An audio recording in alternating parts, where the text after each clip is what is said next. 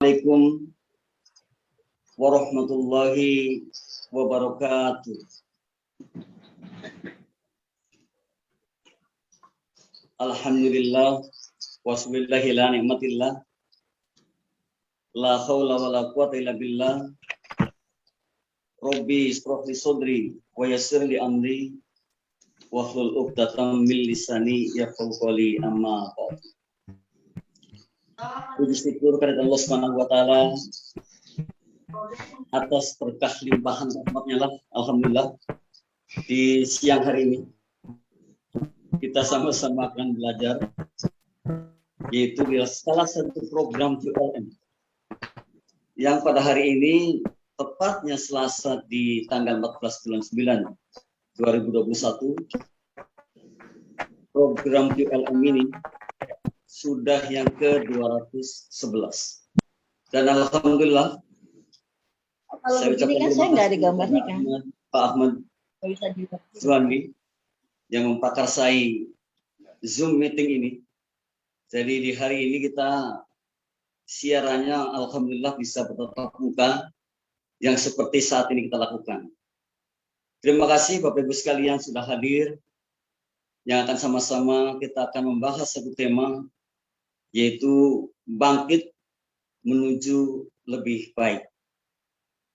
Tema-tema berakui alam itu yang kita bawakan, terutama dari awal sampai saat ini, yaitu yang kaitannya dengan kehidupan sehari-hari. Dan pada hari ini, tema kita pun jelas sangat erat kaitannya dengan bangkit, dengan kegiatan kita sehari-hari, yaitu bangkit menuju lebih baik. Sekali lagi saya sampaikan terima kasih kepada Bapak Ibu yang sudah bergabung di program PLM ini. Semoga sama-sama belajar ini menjadi satu hikmah, menjadi pembelajaran, menjadi satu paling tidak mengisi jiwa kita agar kita ke depan akan lebih berkualitas lagi. Nah, Bapak Ibu sekalian, hari ini seperti tadi sudah kami katakan bahwa kita akan membahas satu tema tentang bangkit menuju lebih baik. Tentu tema ini kita angkat ketika banyak sekali di antara kita sudah saat ini, terutama di musim pandemi ini, rasanya lelah sekali. Rasanya sudah tidak mau lagi bangkit seperti masa-masa sebelum pandemi. Dan ini yakin kita akan sama-sama membahasnya, akan sama-sama belajar agar kita tetap menjadi orang-orang yang optimisnya tinggi, orang-orang yang terus mengedepankan cara berpikir maju, dan tentu saja satu pembelajaran yang ingin kita dalami, yaitu agar kita menjadi orang yang terus bangkit. Artinya tidak banyak cueknya, tidak banyak tidurnya. Dan bangkit menuju lebih baik ini nanti akan kita bahas dengan 8M. Nah, Bapak Ibu sekalian, kalau temanya sudah kita lihat, kemudian kita akan mencoba membahas 8M itu. Nah, apakah yang 8M itu? Kita lihat satu persatu.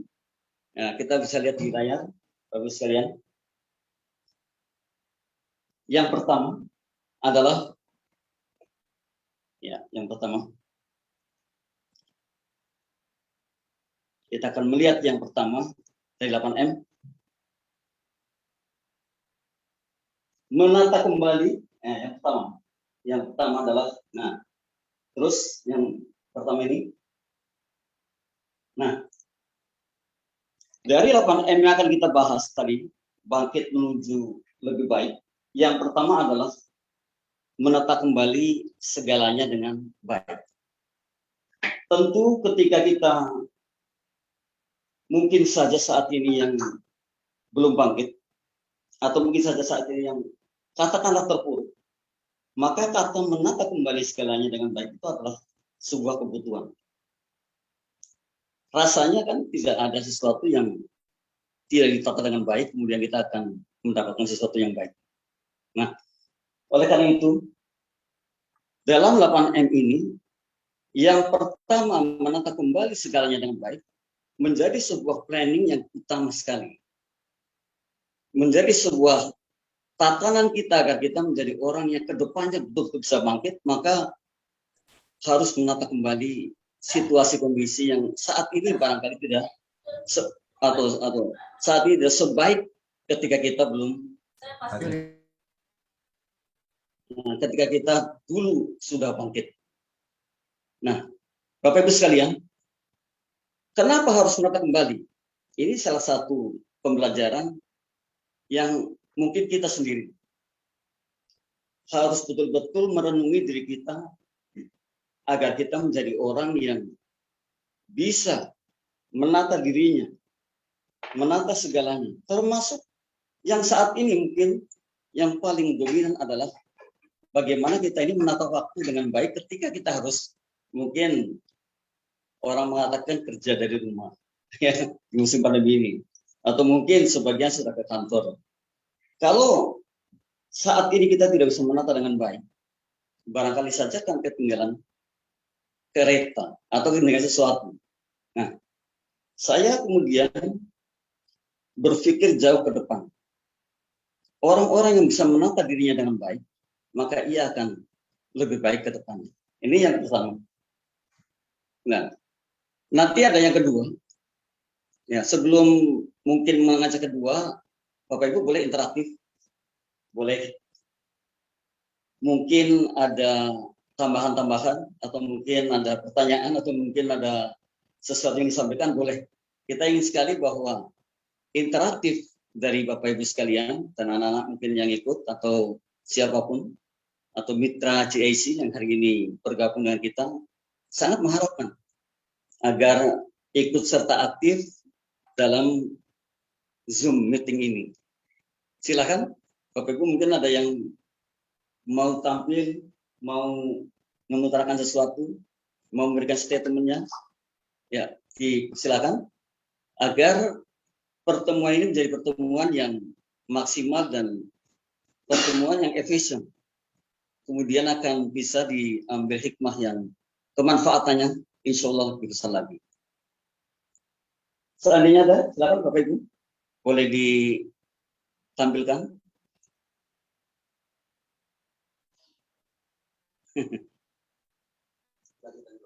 Iya.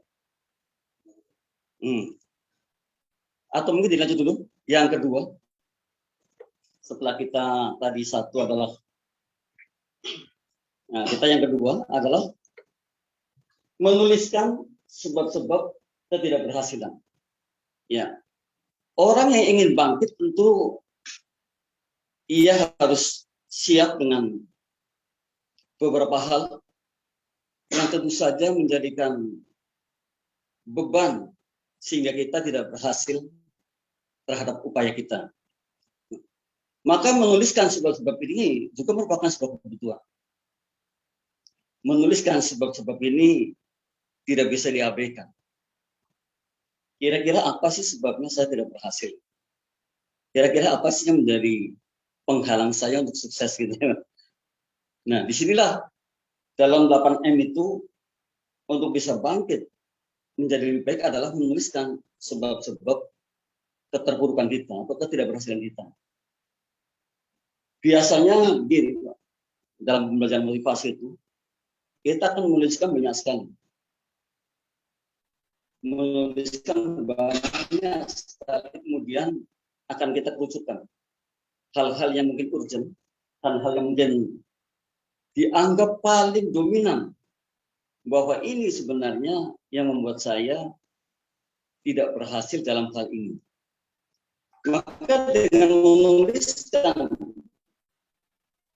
sebab-sebab ketidakberhasilan itulah kita akan paham betul hal-hal yang mesti kita perbaiki ke depannya. Nah, terkadang kita ini lalai yang seperti ini. Ketika kita terpuruk, kita tidak mau menuliskan apapun. Bahkan kita cuek. Yang kita lihat adalah masalahnya. Selama kita melihat masalahnya, maka tidak akan pernah terjadi solusi yang baik. Maka pebisik mengatakan, kalau kita punya masalah, lihatlah solusinya. Jadi jangan lihat masalahnya. Sekalipun betul kita paham bahwa masalahnya seperti ini. Namun kalau kita kemudian melihat solusinya, insya Allah ada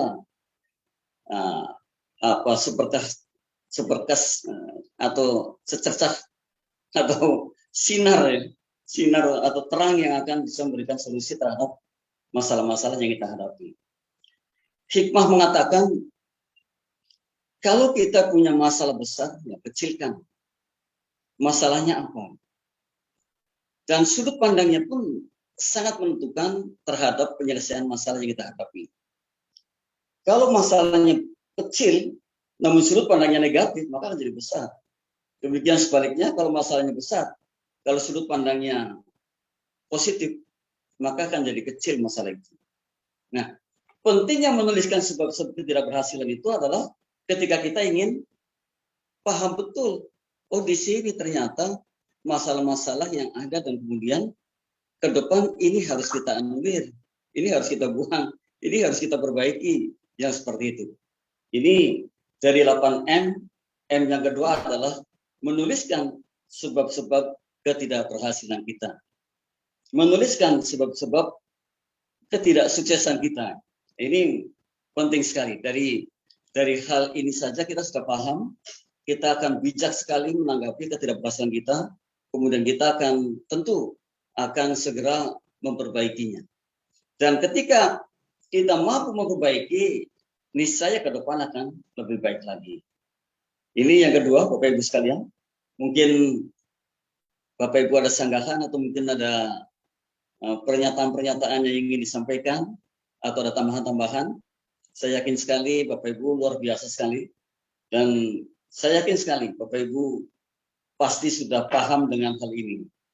Oleh karena itu, sangat berharap keaktifannya, sangat berharap masukan-masukannya, sangat berharap insya Allah solusi-solusinya terhadap apa yang sedang kita diskusikan ini. Silakan Bapak Ibu. Ya. Silakan untuk yang kedua ini, bahasan yang kedua dari 8M tentang ya.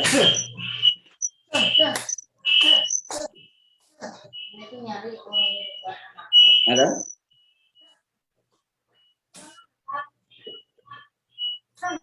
Halo? Ya, bangkit menuju lebih baik. Di yang kedua, Bapak Ibu mungkin ada yang akan disampaikan atau dipertanyakan atau yang lainnya, silakan. Iya Bu? Belum ada? Ya, kita lanjutkan kembali. Yang ketiga. Ya, yang ketiga adalah ternyata ini mesti kita melakukan hal yang menyenangkan. Jadi biasanya kan keterpurukan itu sama persis dengan ketidaksenangan atau kesedihan. Maka mestinya dengan adanya keterpurukan yang menimpa kita, kalau kita kembali kepada cara berpikirnya positif, maka ada hikmah yang diambil dari apa yang hari ini mungkin kita belum mendapatkan seperti yang kita inginkan. Semua ada sesuatu yang dikatakan apapun, termasuk kegagalan atau termasuk keterpurukan atau ketidakberhasilan, pasti ada positifnya. Karena kita bisa belajar dari ini. Bahkan dengan ketidakberhasilan, maka ada satu pelajaran yang sangat indah, sehingga kita akan bisa menggapai situasi kedepannya lebih mudah lagi. Oleh karena itu, yang ketiga ini melakukan hal yang menyenangkan.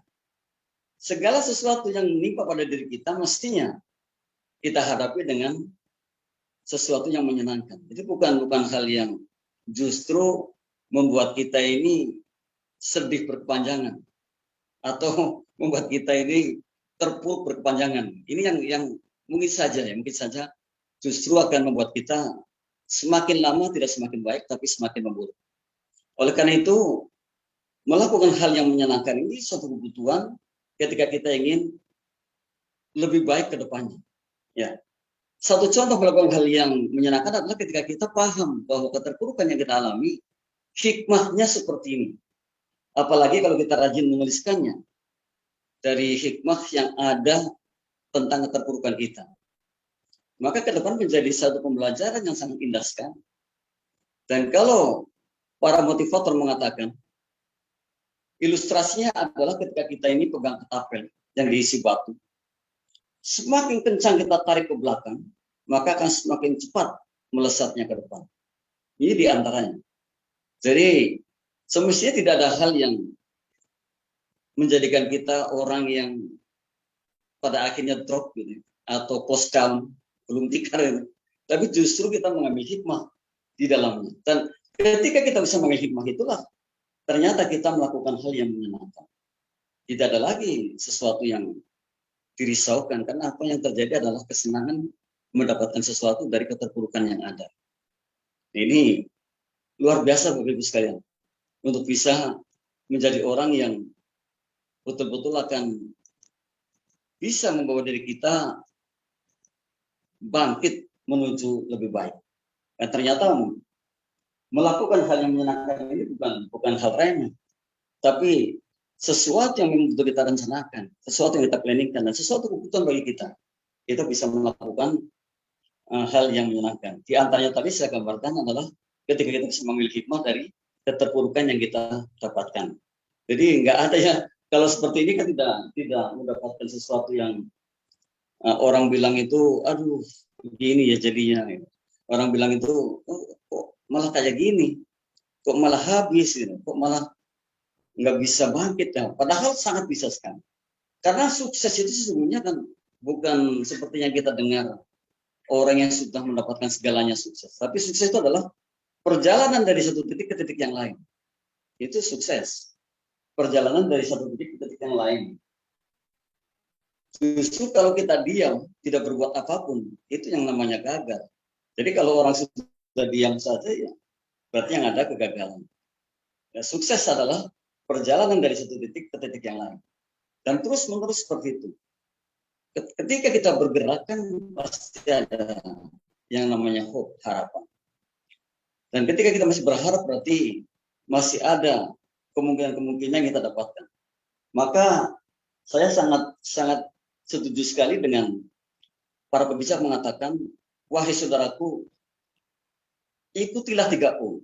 Jadi mengikuti 3O. O yang pertama adalah open mind.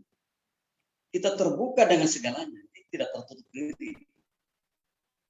Membuka wawasannya, belajar dari siapapun. Ini open mind. Yang kedua, open opportunities. Kita masih percaya bahwa ke depan masih ada keberuntungan-keberuntungan, masih ada peluang-peluang yang bisa kita raih. Kemudian yang ketiga, open possibilities. Masih ada kemungkinan-kemungkinan yang terjadi pada diri kita. Maka semestinya ketika kita bergerak ya, berarti masih ada secercah harapan. Justru orang yang berhenti itulah yang gagal, karena sudah tidak mendapatkan apa-apa.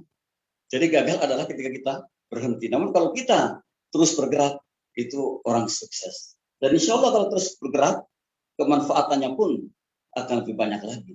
Jangan sampai kita menjadi orang yang berhenti di tempat, begitu saja, tanpa harapan apa-apa. Sebab dalam kehidupan yang mesti bijak, kita yang sakit juga berharap untuk sehat. Yang belum pintar berharap untuk pintar. Yang belum memiliki sesuatu berharap untuk memiliki sesuatu. Harapan mesti ada. Kita ini mesti yang seperti itu. Dan yakin bahwa kita inilah orang-orang yang memang penuh dengan harapan. Dan semoga harapannya menjadi kenyataan. Kalau kita betul-betul melakukannya. Ini yang ketiga. Melakukan hal yang menyenangkan. Apakah hal yang ketiga ini, Bapak Ibu, mungkin ada sanggahan atau mungkin ada masukan? Sangat berharap sekali. Silakan Bapak Ibu untuk bisa memberikan satu statementnya, memberikan satu mungkin masukan-masukannya, atau berupa pertanyaan pun ya tidak apa-apa, nanti kita akan jawab sama-sama. Silakan Bapak Ibu yang menginginkan untuk bisa mengutarakan sesuatu di program JLM ini. Mungkin diperlihatkan apa gambar-gambarnya. Nah, silakan, Ibu, ada? Enggak dengar. Unmute dulu. Ya, sebentar. Di situ. Di-unmute dulu, Pak. Unmute dulu tadi maju. Di-unmute dulu. Unmute dulu. Saya nggak tahu. Ibu di-unmute dulu. Ibu siapa yang di PSAA? Nggak kedengaran suaranya.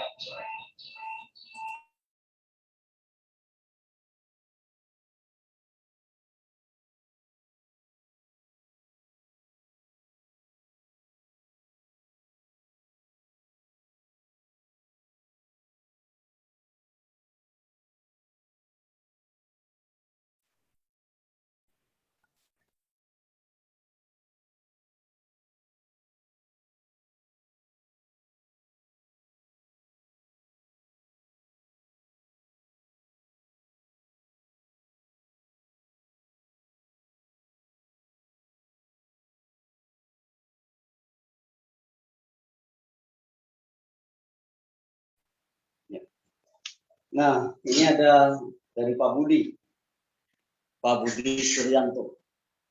Contoh melakukan sesuatu dalam pekerjaan, misalnya apa? Menyenangkan, Pak, ya, menyenangkan ya. Contoh melakukan sesuatu dalam pekerjaan. Begini, Pak Budi, kalau sesuatu itu, katakanlah tugas yang harus kita kerjakan. Sekalipun mungkin orang akan mengatakan, wah, ini kayaknya berat banget saya mengerjakan pekerjaan ini. Namun kalau Pak Budi niatkan bahwa ini sesuatu yang sesungguhnya pembelajaran bagi saya, dan barangkali kalau ini baru, saya katakan saya akan mampu mengerjakan. Maka itu termasuk diantaranya, Pak. Itu contoh dalam melakukan sesuatu yang menyenangkan.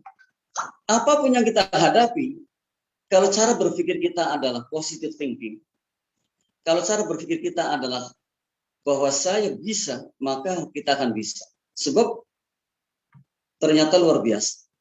Menurut satu penelitian, ini ilmuwan Amerika yang menelitinya, bahwa otak manusia itu ternyata kapasitasnya adalah perjalanan bumi sampai bulan 14 kali pergi pulang. Dan sekali jalan 280.000 kilometer dikali 14 dikali 2 karena pergi pulang. Betapa besarnya, sampai kemudian tertulis di sana bahwa otak kita ini, memori otak kita, kapasitas memori otak kita adalah bisa menyimpan buku sampai 4,7 juta buku. Ini sangat luar biasanya. Jadi kalau kita memiliki apapun, kemudian sudut pandangnya adalah ini akan menyenangkan dan ini merupakan pembelajaran baru bagi saya bisa mengerjakan, maka bisa. We are what we think, katanya seperti itu. Kita ini yang kita pikirkan. Kalau kita pikirkan bahwa kita bisa, luar biasanya seperti itu. Terkadang kita ini sudah down dulu sebelum mengerjakannya. Kita sudah tidak suka dulu sebelum mengerjakannya. Ini yang akhirnya menjadi mental block bagi kita. Nah, yang seperti itu harus kita hindari, Pak. Kita senang saja, kita bisa. Toh masih banyak teman-teman kita, sahabat kita yang mungkin bisa. Kita bisa tanyakan kalau memang kesulitan. Atau paling tidak kalau ada tim kan bisa timnya. Ini Pak Budi, terima kasih sudah bertanya. Terima kasih, Pak. Ya, Pak, sama-sama. Ayo yang lain mungkin agar interaktif ya, agar bisa hidup ya Bu. Silakan. Di-unmute dulu Bu. Di suaranya Bu, suaranya di-unmute dulu. Kalau bertanya. Nah. Ya silakan.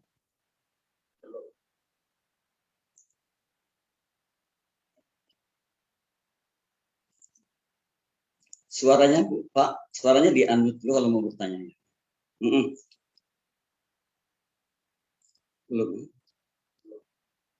Belum. Masih ada lagi? Silakan Pak. Kita sambil jalan. Nah. Oke, kita lanjutkan lagi kalau begitu ya. Sekarang kita menuju M yang keempat. M yang keempat. Nah, memahami bahwa sedih adalah sinyal. Ini Bapak Ibu sekalian, tentu manusiawi ketika kita merasakan belum berhasil, kita merasa ada keterpurukan, maka yang jelas kita akan merasa sedih. Ternyata menurut beberapa literatur yang saya baca, memahami bahwa sedih adalah sinyal itu barangkali saja jarang kita ungkapkan. Ternyata ada nilai positif di balik kesedihan ketika kita mampu memahami bahwa sedih adalah sinyal. Sinyal yang bagaimana? Sinyal yang paling tidak akan membawa kita ke dampak yang lebih positif ke depannya. Jadi sedihnya itu ya kita sedih. Tetapi justru di sana sehingga akan membawa kita ke lebih baik lagi ke depannya. Karena apa? Kita akan bangkit menuju lebih baik. Tapi kalau kita terpuruk kemudian sedihnya terus dan terus, sedih yang berkepanjangan, ya bisa jadi pada akhirnya justru kita tidak akan pernah bangkit lagi. Nah, yang O3 itu berarti tidak masuk ini. Namun kalau kita berbalik bahwa kita paham sedih itu adalah sinyal, tentu sinyalnya adalah sinyal menuju ke arah yang lebih positif, menuju arah kesuksesan. Nah, 3O masuk di dalamnya. Kita percaya bahwa ke depan masih ada kemungkinan-kemungkinan yang bakal terjadi pada diri kita. Kita percaya bahwa ke depan masih ada keberuntungan-keberuntungan atau peluang-peluang baik yang terjadi pada diri saya. Dan kita akan terbuka dengan apapun ke depan sehingga kita akan lebih paham. Kita akan lebih banyak ilmunya. Kita akan bisa menyerap ilmu dari manapun karena kita orang terbuka, bukan tertutup.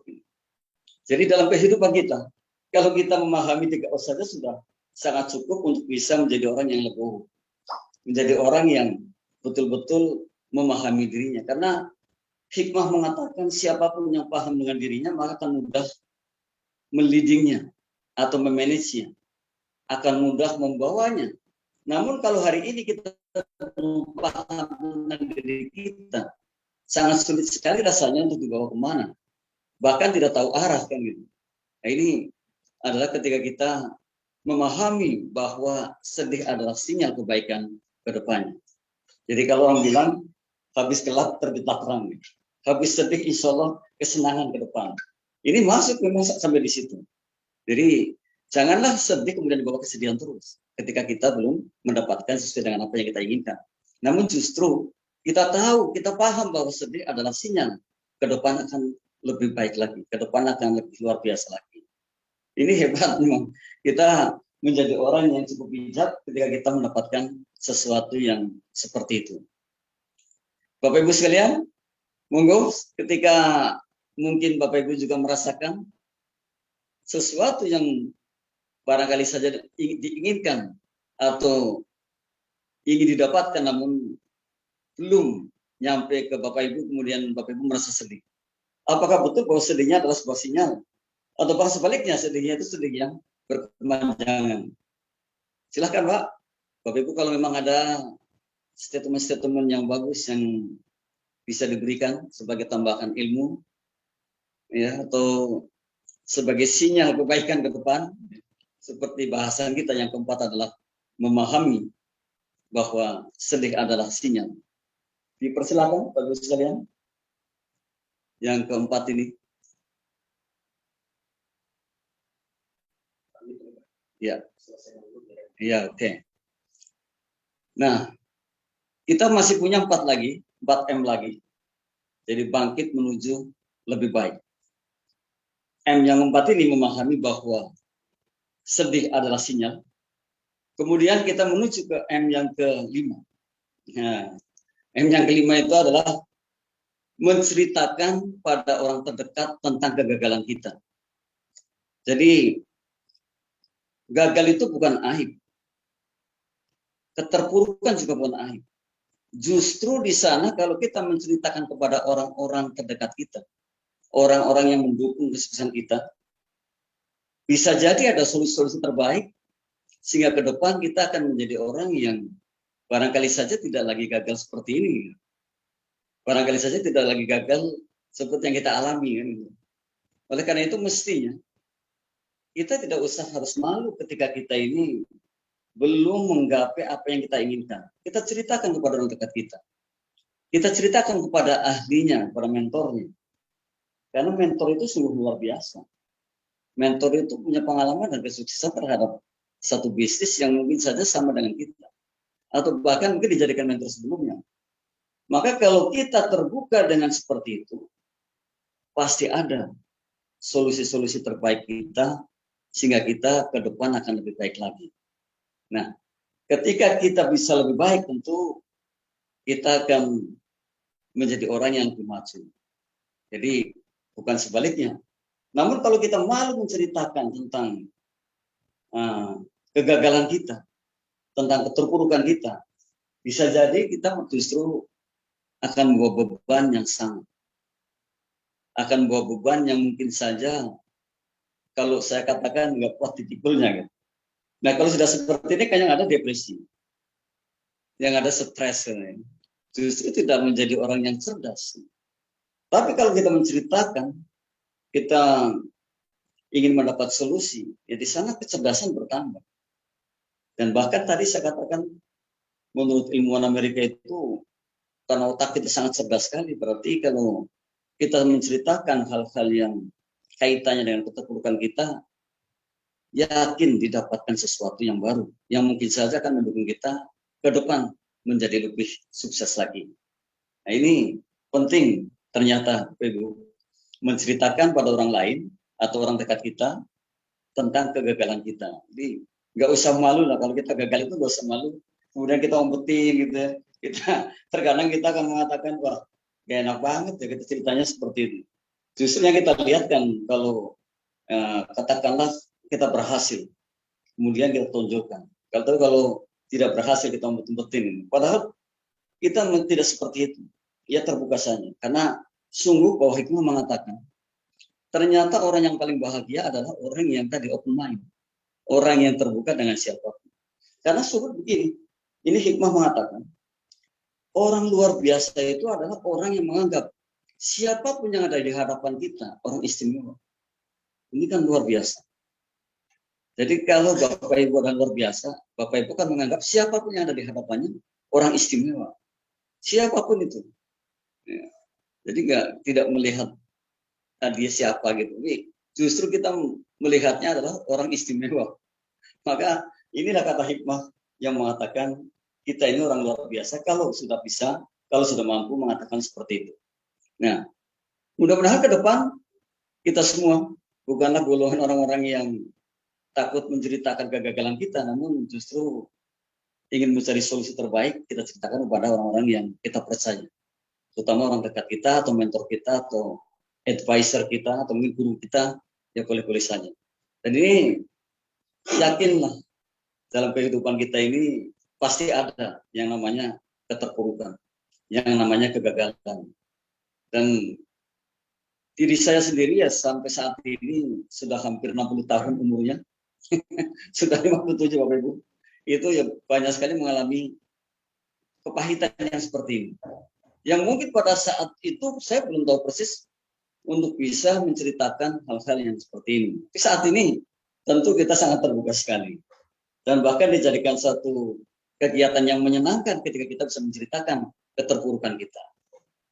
Walaupun mungkin orang lain mengatakan, wah malu nih kalau keterpurukannya diceritakan pada orang lain. Padahal ternyata menurut motivasi, menurut banyak motivator, menurut banyak literatur itu perlu menceritakan keterpurukan kita kepada orang yang kita percaya, ya terutama orang dekat kita atau mentor kita tadi saya katakan.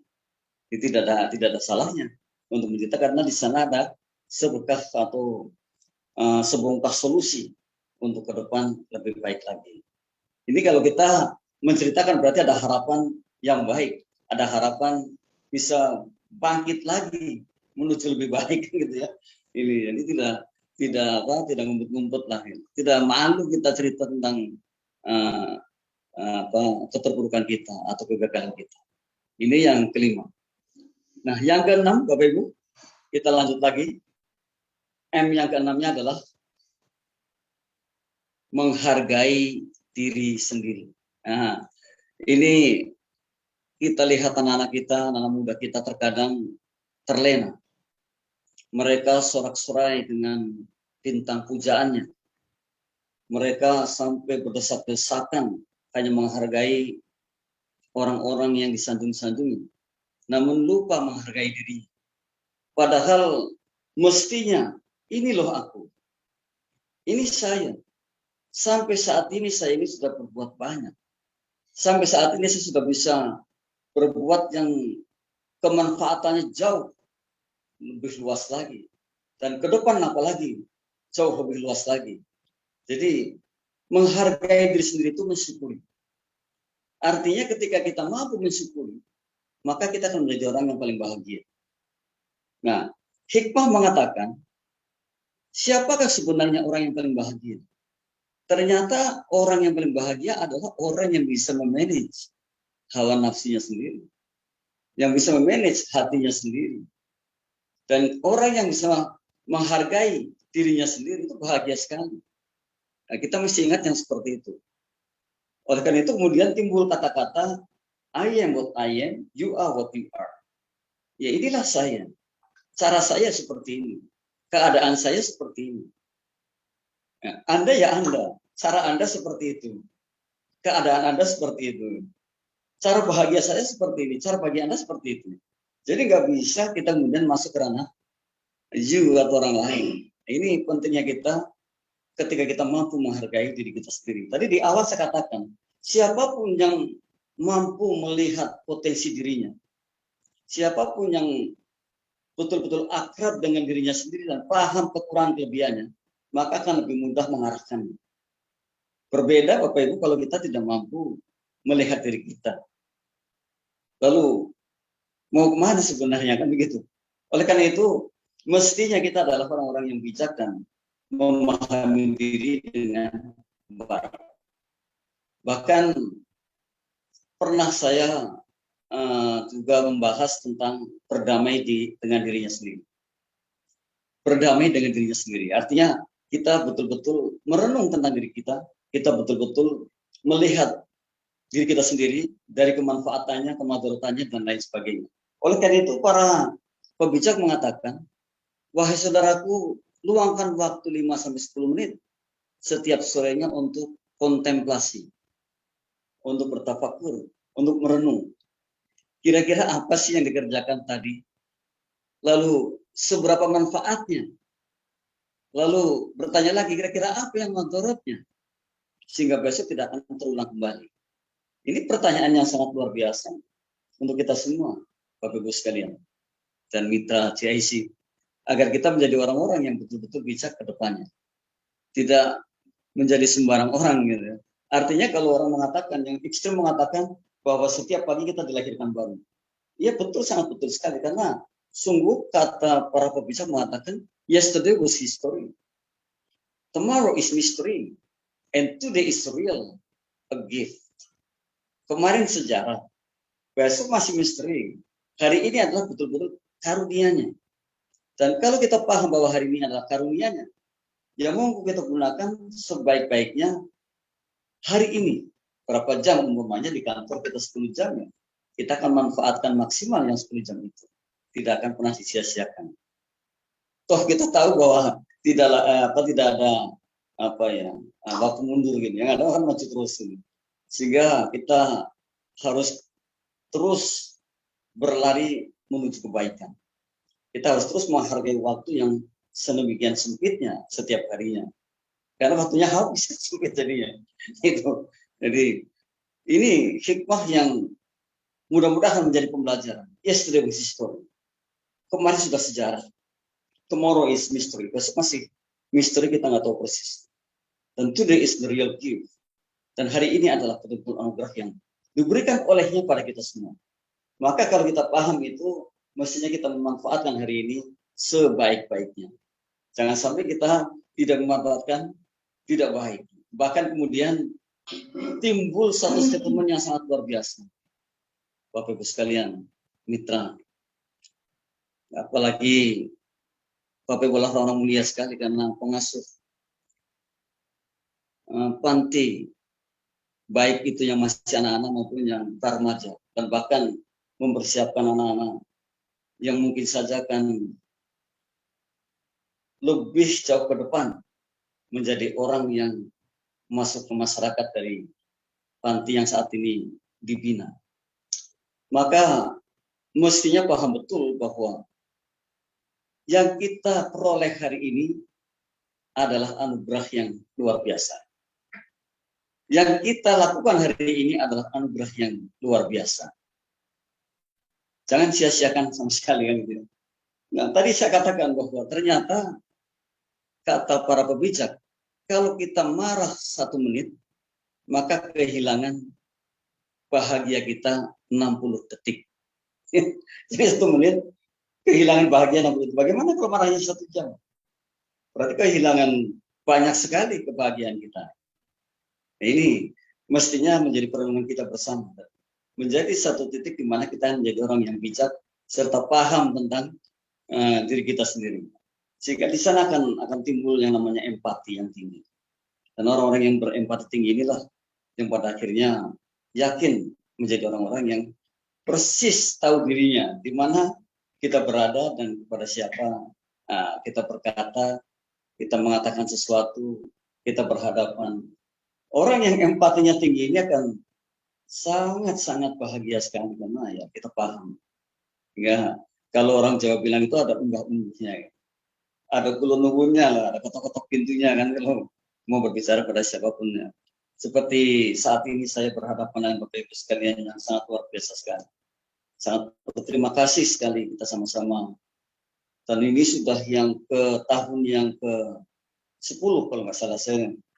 Karena tahun 2012, ke-9 sampai 10. Saya mengisi QLM, Quality Life Management Bapak Ibu. Dan ini pertama Zoom dengan Bapak Ibu yang kami muliakan dan kami hormati.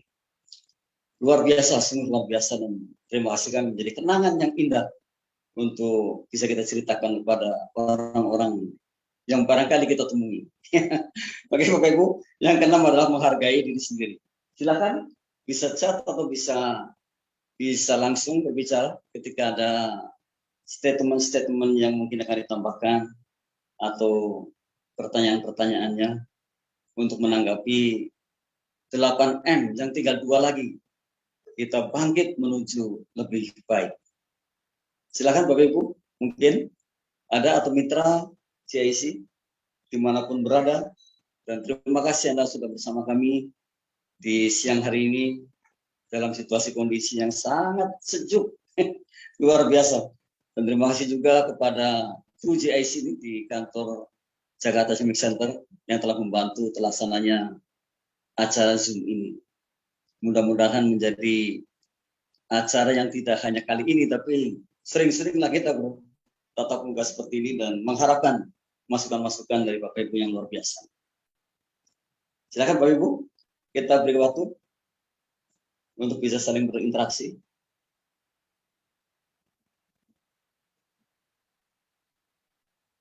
Ya, kalau tidak ada kita lanjut lagi. Yang ke-7, Bapak Ibu sekalian, M yang ke-7 adalah, nah ini M yang ke-7 ini sangat luar biasa lagi. Melatih melihat segala aspek dengan positive thinking. Jadi ternyata menjadi orang yang positif pun perlu dilatih. Memang kata hikmah mengatakan segalanya berawal dari pikiran kita. Kalau pikiran kita positif, maka kata-kata yang akan keluar dari mulut kita adalah positif. Dan kalau kata-kata kita positif, tindakan kita akan positif pula. Ini luar biasa nih. Nah, kalau tindakan kita positif, kebiasaan kita akan jadi positif juga. Dan kalau kebiasaannya positif, tentu karakternya positif. Dan terakhir menuju pada peradaban yang positif. Nah, ini melatih melihat segala aspek dengan positive thinking. Ini sebetulnya sebuah kebutuhan yang barangkali saja saat ini mesti kita tanamkan pada bawah sadar kita. Kita menjadi orang yang positif. Kita arahkan segala organ tubuh kita ini ke arah yang positif. Mendengar yang positif. melihat yang positif, berkata yang positif, bertindak yang positif. Jadi ternyata melatih melihat segalanya atau melihat segala aspek dengan positive thinking adalah salah satu bagaimana kita bisa bangkit menuju lebih baik. Karena betul, orang yang positif itu akan ringan sekali. Namun sebaliknya kalau kita negatif, berat sekali. Beban yang kita bawa itu berat banget kalau kita negatif. Tapi kalau kita positif, segalanya akan sangat ringan. Dan hebatnya orang positif itu, ini literatur yang kami baca, ternyata bisa menjadi indigo, bisa menelaah segalanya sebelum itu mungkin kita lakukan. Oh, dampaknya seperti ini. Ini orang-orang yang berpikir positif. Alhamdulillah kalau kita ini adalah orang-orang yang terus mengedepankan husnudonnya, bukan suudonnya. Dan ini ternyata salah satu langkah kita agar kita bangkit menuju lebih baik adalah diantaranya melatih melihat segala aspek dengan positive thinking. Jadi apapun positif, tidak ada lagi hal yang negatif. Jadi ada satu hikmah yang sangat luar biasa juga. Kalau perbuatan negatif dibalas negatif, ya namanya dendam. Perbuatan baik dibalas keburukan, ya zolim, itu katanya itu. Perbuatan baik dibalas baik, biasa. Namun ini luar biasa. Perbuatan tidak baik dibalas dengan kebaikan. Oh, ini pasti orang positif banget. Ini yang luar biasa. Semoga kita seperti itu. Jadi sejelek apapun mereka lakukan pada kita, tetap kita doakan, tetap kita balas dengan kebaikan. Karena ini adalah kemuliaan. Saya akan ulang sekali lagi. Jadi perbuatan jahat, perbuatan buruk dibalas perbuatan buruk, ya itu dendam. Perbuatan baik dibalas buruk, ya zalim gitu. Perbuatan baik dibalas baik, biasa. Namun kemuliaan ketika perbuatan jahat, perbuatan tidak baik dibalas dengan kebaikan. Insya Allah Bapak Ibu sekalian adalah orang-orang yang demikian ini, yang seperti ini. Sehingga melatih diri kita ini menjadi orang yang segalanya, melihat segala aspek kehidupan ini dengan positive thinking. Bapak Ibu mungkin ada sanggahan dari yang ketujuh ini sebelum nanti yang ke-8. Silakan. Belum ada ya? Iya. Nah, satu lagi nih. Satu lagi adalah yang ke-8. Nah, Bapak Ibu sekalian kita lihat di layar yang ke-8. Yang ke-8 adalah mampu memanage pikiran dengan baik. Nah, ini dalam ilmu hipnoterapis Bapak Ibu yang kami pelajari, atau orang bilang ilmu hipnotis gitu ya. Itu ternyata banyak pembelajaran bagaimana kita ini bisa memanage pikiran kita melalui bawah sadar kita, agar kita menjadi orang yang fokus, betul-betul fokus, tanpa rintangan, tanpa hambatan, untuk menjadi orang yang sebaik-baiknya orang. Jadi sebaik mungkin gitu. Ini sebenarnya seperti itu. Maka ketika ada orang datang ingin terapi, terapinya apa? Saya ingin agar saya bisa menjadi orang yang giat belajar. Saya ingin agar saya menjadi orang yang tekun dalam berdagang. Ini sering kita jumpai seperti itu Bapak Ibu sekalian. Dan itu sangat mungkin sekali. Kenapa? Kecerdasan kita yang sangat luar biasa. Dan hipnotis yang kita pelajari itu tidak seperti yang kita tonton di TV. Itu sangat beda sekali karena di TV itu hiburan sifatnya. Karena kecerdasan yang sangat luar biasa, kita bisa memvisualisasikan apapun. Bahkan saya sering menceritakan tentang bagaimana Bapak Ibu berada di pantai yang sangat indah. Itu terlena Bapak Ibu sekalian. Karena bayangan kita adalah berada di pantai. Kemudian kita ceritakan apa isinya di pantai sampai bisa menikmati keadaan situasi kondisi di pantai. Angin yang sepoi-sepoi, suaranya, derunya ombak, bunyinya burung. Wah, sangat indah sekali. Sehingga itulah sebenarnya yang dirasakan ketika kita datang ke ahli terapi, ingin menerapi pikiran agar pikiran kita bisa termanage dengan baik. Toh kita katakan tadi, we are what we think. Kita ini apa yang kita pikirkan. Jadi semuanya akan bisa dilakukan manakala kita bisa memanage pikiran kita dengan baik. Apalagi tadi saya katakan menurut para pakar nih, menurut para pembicak bahwa segalanya dimulai dari pikiran. Dan kalau tadi yang itu adalah pikiran kita positif, maka kata-kata kita akan positif. Kata-kata positif akan menelurkan tindakan yang positif. Tindakan yang positif akan menjadikan kita menjadi orang yang biasa melakukan positif dan kemudian akan berkarakter positif sampai kepada peradaban positif. Maka disinilah pentingnya kita memanage pikiran dengan baik. Untuk bangkit menuju lebih baik ternyata harus mampu memanage pikiran kita dengan baik. Semoga Bapak Ibu adalah orang-orang yang demikian. Itulah 8M yang kita sharekan Bapak Ibu, bangkit menuju lebih baik. Kita masih punya waktu Bapak Ibu sekalian, agar Bapak Ibu bisa mungkin memberi tambahan, kritik sarannya, apapun yang akan kita terima karena sungguh bahwa ini sebuah meeting, sebuah pertemuan dengan Zoom yang sangat luar biasa sekali. Dan saya beruntung sekali bertemu dengan Bapak Ibu yang luar biasa, yang saat ini bersama-sama kita, mudah-mudahan bisa menjadi satu pembelajaran. Dan saya berharap next time ketemu lagi, next time we are going to meet again. Wah, luar biasa, jadi bisa belajar bersama. Silakan Bapak Ibu, masih ada waktu. Ya, yang ingin menanggapi, memberikan. Izin Bapak, saya mau bertanya. Iya. Saya Ibu Siti Fatonah dari PSAA 3 Tebet, terkait M yang nomor 7 yang selalu berpikiran positif. Iya. Apakah bisa disamakan apa atau perbedaannya dengan penanaman sugesti Pak? Apakah sama? Iya. Begini Ibu Fatonah, luar biasa juga. Terima kasih atas pertanyaannya Bu. Jadi sugesti itu dalam ilmu hipnoterapis diajarkan. Sugesti itu adalah mengajarkan. Tetapi yang kita kenal adalah sugesti positif, sugesti negatif. Yang kita kenal. Yeah. Ajarkanlah kepada orang lain sugesti positifnya. Ternyata Bapak Ibu, anak-anak kita ini, mungkin Bapak Ibu bisa googling gitu ya. Ketika dihipno, difokuskan dengan sugesti positif diberikan, maka ingatannya akan tajam sekali. Kita juga akan kita rasakan barangkali ketika dulu kecil kita dimarah-marah sama Bapak Ibu yang sampai sekarang masih ingat. Itulah bawah sadar. Karena kekuatan bawah sadar ini sampai 88% Fatuna. Kita kayak gini ini cuma 12% kalau kita gunakan. Dan menurut satu literatur orang Indonesia itu rata-rata hanya menggunakan maksimal 4%. Bayangkan 96% itu nggak digunakan. Kalau itu digunakan kayak apa cerdasnya kita ini. Nah, ini pemberian Allah yang luar biasa yang mestinya kita manfaatkan. Jadi sugesti adalah kata bijak yang harus kita berikan kepada siapapun di hadapan kita.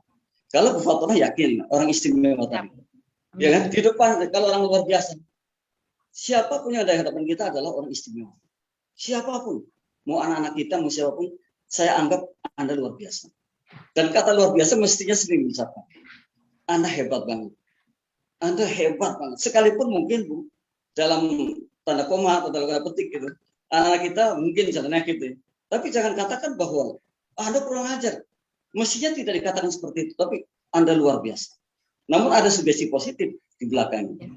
Thank you Bu, luar biasa ya. Dari Tebet, salam nih dari utara ke selatan. Ya, Bapak satu lagi. Dalam hal pemberian reward, memang kita tidak harus berbentuk materi. Misalkan anak sudah melakukan perubahan sedikit aja menjadi lebih baik, kita dengan memberi ucapan, ih hebat luar biasa. Itu termasuk salah satu sugesti positif dan pemberian motivasi yang berkaitan dengan apa tadi yang Bapak sampaikan di nomor 7, apakah termasuk salah satunya di situ? Betul. Jadi tadi saya katakan mestinya kita ini orang positif kan. Jadi kata-katanya positif itu. Sekalipun tadi anak itu ternyata belum mampu sampai yang kita inginkan. Tetapi tetap aja rewardnya positif. Rewardnya positif. Wah, Anda buang sampah. Dan kalau Anda ambil kembali, diletakkan kepada tempat sampah, Anda luar biasa sekali.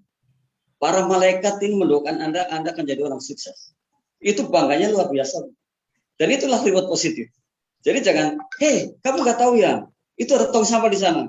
Tidak seperti itu. Dan yang kita salah yang seperti itu. Jadi mestinya tidak ada hardikan-hardikan yang negatif. Jadi semuanya positif aja. Apalagi anak-anak ini sedang berkembang. Yang tingginya Bu, itu sangat luas. Jadi tidak lagi mungkin ya orang kayaknya sih memandang rendah, memandang sepele. Ketika ibu panggil seorang anak, datangnya sudah sangat fokus, datangnya belum kata-kata yang akan didengar. Sehingga kalau ibu mengatakan satu hal saja, itu akan diingat sampai kapanpun. Itu seperti itu kehebatannya kita ini. Karena tadi saya sudah sharekan bahwa kapasitas otak manusia menurut ilmuwan Amerika itu perjalanan bumi sampai bulan 14 kali pergi pulang, dan sekali jalan itu 280.000 kilometer. Kali 14 kali berapa? Kali 2, 14 kali 14 kali 2. Berapa itu jumlahnya? Sehingga timbul satu pernyataan bahwa ternyata kapasitas memori kita, otak kita ini bisa menyimpan 4,7 juta buku. Kalau satu buku pun belum ada, nah lalu salah siapa ya kan? Ini Ibu, luar biasa Ibu, sangat hebat sekali. Terima kasih atas pertanyaannya. Dan mungkin yang lain atau silakan Ibu lagi, silakan juga, tidak apa-apa. Terima kasih Bapak untuk pertemuannya. Mudah-mudahan kita semua petugas yang ada di panti punya satu misi, satu persepsi terkait apa yang tadi disampaikan Bapak. Mudah-mudahan bisa kami implementasikan. Amin, Ibu Fatona, luar biasa. Terima kasih sangat Bapak. Iya. Nah, masih ada lagi mungkin rekan-rekan Bu Fatona yang sudah mengawali, yang sangat luar biasa sekali. Silakan. Iya, misalkan. PSA Putra Utama nih Pak. Assalamualaikum Pak. Ya, silakan. Atau PSA 3 tadi ya Bu katanya. Atau Pak Budi. Ya, silakan. Atau ini ada anak kita ya, Ada anak kita juga nih. PSA Ceger, luar biasa. PSA Ceger ternyata, Masya Allah, banyak sekali ini yang saya baru tahu juga ini, luar biasa banyak sekali seperti ini. Atau Pak Habib Setiawan, monggo Pak. Pak Ahmad juga, Insya Allah, luar biasa nih. Dari utara. Pak Ahmad Juandi, Assalamualaikum Pak Ahmad. Mudah-mudahan Pak Ahmad nih. Atau PSBR Tarunajaya. Jadi ternyata untuk remaja. Atau Isman nih, Ananda Isman. Assalamualaikum Isman. Halo, selamat sore Isman. Isman sehat Isman? Sehat Pak. Iya sehat ya. Isman punya pertanyaan? Tanyakan kepada kakek. Kalau kakek ada pertanyaan Pak. Iya. Bagaimana cara menghilangkan pikiran yang negatif? Pak Muda Isman. Iya, Isman luar biasa ini. Ini satu pertanyaan menurut saya anak muda yang insya Allah ke depan akan menjadi orang yang positif. Jadi ternyata gini, sangat mudah sekali untuk menghilangkan hal-hal yang negatif. Memulai saja dengan tadi, mengarahkan segalanya ke positif. Jadi apapun yang Isman temukan, sekalipun itu orang lain mengatakan, waduh kok begini, kok begitu. Jangan dipikirkan yang seperti itu. Tetapi saya sudah berbalik menjadi orang yang positif. Sekalipun menyakitkan, Isman tetap aja berpikirnya, oh bukan negatif, ini pembelajaran. Bahkan satu contoh nyata, sahabat Ali atau Imam Ali itu menangis pada suatu hari lalu ditanya oleh tetangganya, wahai Ali kenapa kamu menangis? Ternyata ketika Ali belum dimarah-marah orang, itu menangis hari ini. Ya, mestinya kita seperti itu. Jadi kalau dimarah-marah orang itu, justru dijadikan satu pembelajaran sehingga kita perpandangannya menjadi satu titik di mana kita harus lebih baik ke depannya. Isman akan menjadi positif, tidak lagi negatif, tidak perlu harus melawan. Tapi justru terima kasih ketika ada orang marah-marah pada kita. Apalagi yang marah-marah orang tua kita, bapak ibu guru kita, ya, orang-orang yang di panti di mana Usman berada, waduh luar biasa. Maka kita takdim semestinya. Jadi tidak ada dendam sama sekali. Dan bahkan tadi kemuliaan, Isman, ketika keburukan dibalas dengan kebaikan. Itu kemuliaan. Kalau jadi orang mulia ya seperti itu. Silakan teman kita mau ngomong apa, mau berbuat apa, tapi tetap aja Isman berbuat baik. Wah, luar biasa nih. Ya, jadi mudah sekali. Arahkan pikiran kita yang dari negatif ke positif. Jadi tidak lagi berpikir negatif. Apapun katakan bahwa ini ada hikmah yang positif bagi saya. Bahkan sahabat Ali yang menurut Rasulullah itu adalah kalau mau cari ilmu pintunya ada di ahli. Sehingga Allah berikan apa? Hadiah, berikan reward, karamallahu wajhah. Orang yang dikarimkan oleh Allah. Nah, Isman juga demikian. Kalau Isman bisa, Isman akan dikarimkan. Demikian ya. Wah, luar biasa nih. Ya, terima kasih Isman sudah bergabung dengan kita dan ternyata waktu sudah cukup ini Bapak Ibu. Dan terima kasih ya. Insya Allah ketemu lagi suatu ketika nanti. Bu Fatona dan rekan-rekan, Pak Ahmad dan rekan-rekan juga. Saya dari studio Radio CIC Jakarta Utara. Sekali lagi terima kasih atas atensinya, atas kebersamaannya, pembelajarannya. Kurang lebihnya mohon maaf. Saya akhiri. Billahi taufiq wal hidayah. Wassalamualaikum warahmatullahi wabarakatuh. Waalaikumsalam warahmatullahi wabarakatuh. Terima kasih Bapak.